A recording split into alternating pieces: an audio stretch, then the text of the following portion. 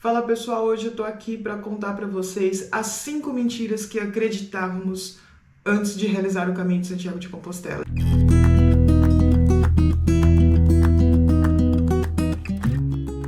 A primeira delas, de cara, eu digo: fazer de bicicleta vai ser muito mais fácil do que fazer andando.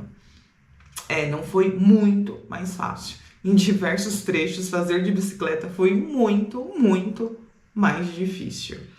Bom, qual era a nossa expectativa, o que estava dentro da nossa programação? Nossa ideia era fazer de bike vai ser mais fácil, a gente pega embalo, velocidade nas coisas, vamos conseguir cumprir aquela quilometragem em meio período. E o outro meio período a gente vai descansar, procurar um lugar para dormir, comer, beber, curtir a cidade, conhecer aquela cidade culturalmente. Esta era a nossa expectativa. Corta para a realidade. Não conseguimos fazer muito isso. No primeiro dia, nós tínhamos 30 quilômetros para fazer. Quando a gente estava planejando, a gente pensou, moleza, 30 quilômetros dá para fazer em 3 horas, até menos. Realidade, calor de 42 graus, uma subida gigantesca, mas sobre as subidas eu vou falar no próximo item. Subidas gigantescas, chegamos na cidade que iríamos parar, né? A gente saiu de Saint-Jean-Pied-de-Port, lá na França. Acordamos 4h30, tomamos o café, nos trocamos, tal. 5h30 montamos a bike e já estávamos pedalando. Chegamos em Roncesvalles, que é a primeira cidade na Espanha, 6 horas da tarde.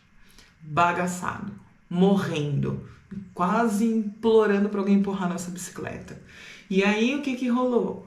Paramos um lugar para dormir, tomamos banho, jantamos e acordamos só no outro dia.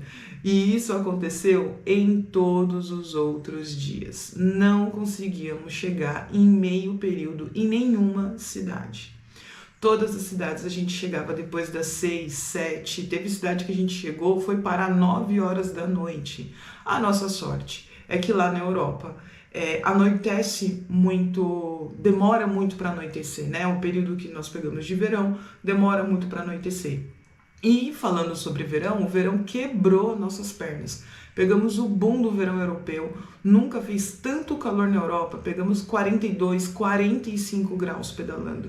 E tinham trechos que era um deserto, que era sol de lascar, que dava até pra gente dar umas deliradas de tão calor que estava. Então, o calor zoou nosso rolê e também o fato, principalmente meu, né, de eu achar que não era tão difícil assim fazer de bicicleta, mas tinham trechos que só empurrando a bike passava, muito pedregulho. Então imagina, você empurrando uma bike com mais de 20 quilos.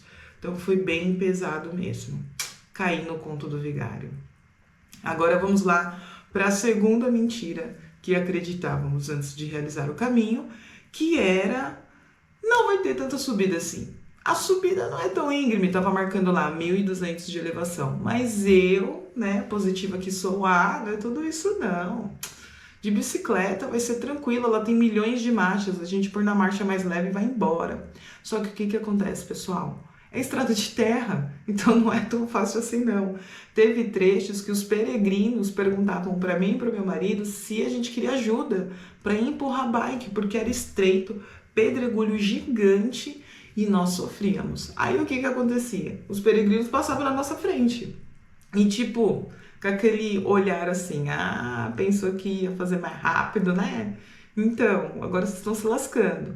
Quando tinha as descidas, né? Todo santo ajuda, mas para subir foi punk. Tem subidas o caminho, não são muitas, mas as subidas que tem punk, é muito pesada mesmo, e fazer de bike dificulta muito. Tanto que no caminho eu falei pro meu marido, eu falei, nossa, da próxima vez que a gente for fazer, eu quero fazer a pé, porque pegar essas subidas com bicicleta tá terrível, a gente cansava muito, no calor, um peso. Teve subida que eu subia a mim, o Rafa subia dele, depois ele descia e pegava a minha bicicleta e também me ajudava a subir. Tem um vídeo, acho que um short, se eu não me engano, eu vou deixar aqui nos créditos, né, no cards para vocês, que eu mostro a subida, eu mostro tanto de pedra que tinha no caminho. Eu vou dar uma vasculhada nesse vídeo e vou colocar no cards aqui também para vocês puderem, sei lá, dar uma olhadinha, beleza? A terceira mentira, que o idioma seria um problema, né? Que ele seria uma barreira, principalmente eu, que já soube muito mais espanhol, mas na adolescência, por falta de prática, não tinha tanto... não lembrava tanto vocabulário assim de espanhol. E inglês eu não falo, eu entendo, mas eu não falo nada.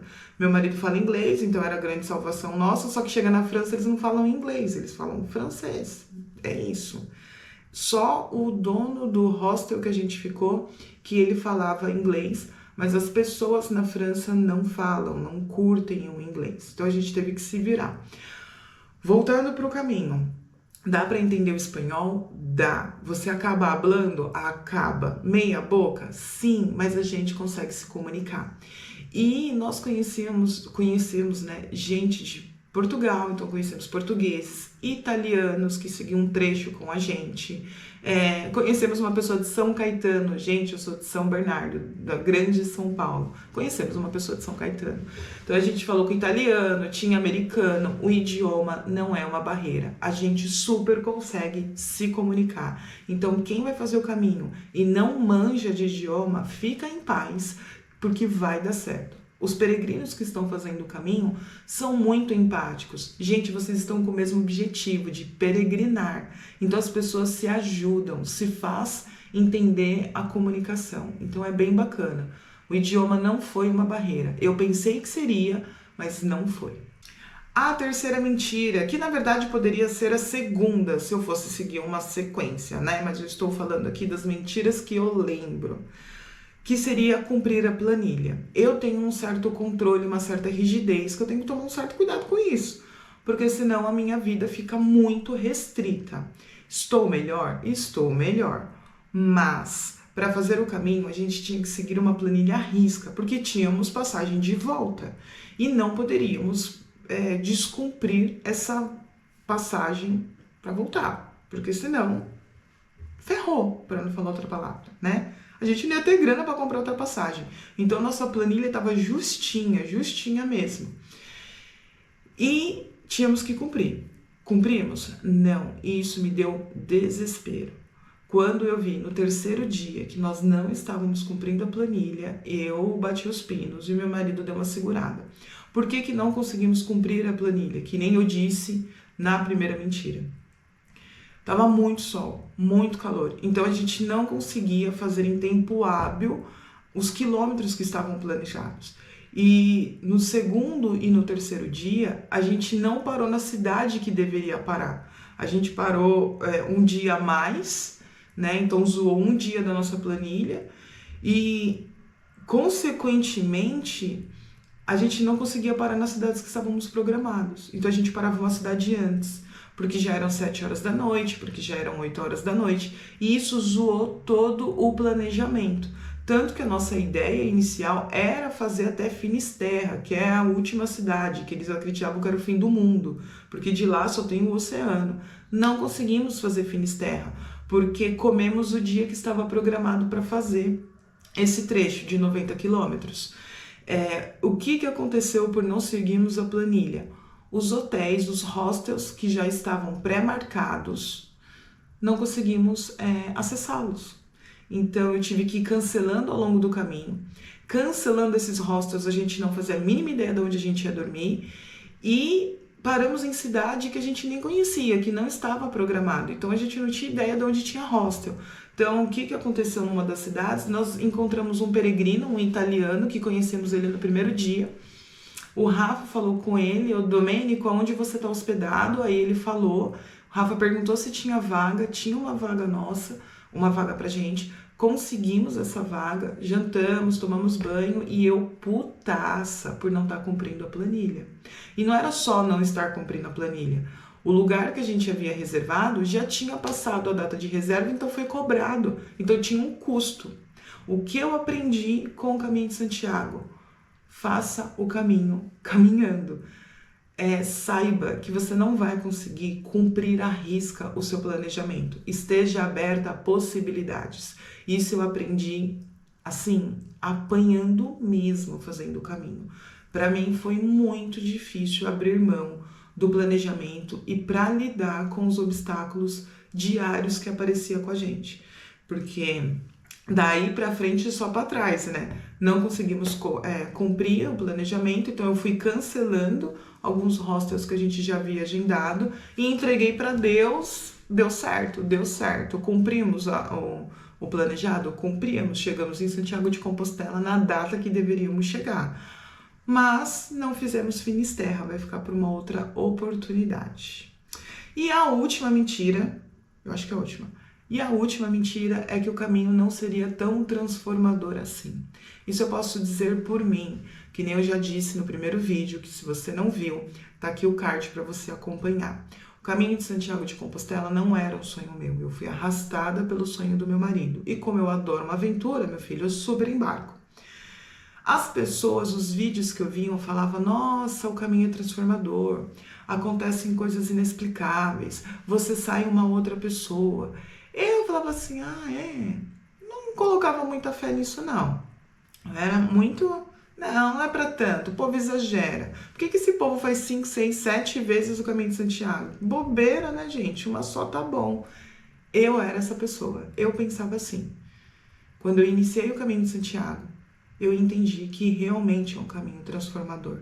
É um caminho enriquecedor, de autoconhecimento, de compaixão, de empatia, de partilha, de companheirismo, de você acreditar que existe uma força maior do que você, porque em diversos momentos,